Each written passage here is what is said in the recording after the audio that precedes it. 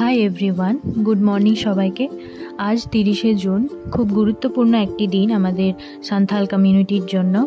এই বিশেষ দিনে সিধু কানু চাঁদ ভৈরব হুল বিদ্রোহের আহ্বান জানিয়েছিলেন। আমরা প্রতি বছরই এই বিশেষ দিনটি পালন করে থাকি, তাই এই বছরও আমরা একইভাবে তারই প্রস্তুতি নিচ্ছি।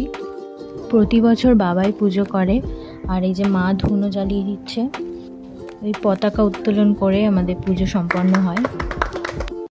30 जून बाबते दुखीराम मुर्मू मिद बार कथाय लई बना 30 जून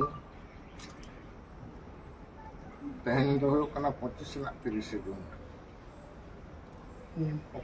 ओका 30 जून हेतो तेहन अब मिटिन बन देबा सभा किन कना ओना दो तेहन कोन आदि मार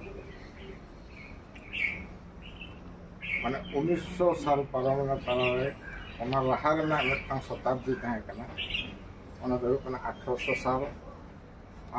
साल रेना 1855 साल रेना 30 जून माने आदि मारांग रेना कथा अब दो बाबन हिन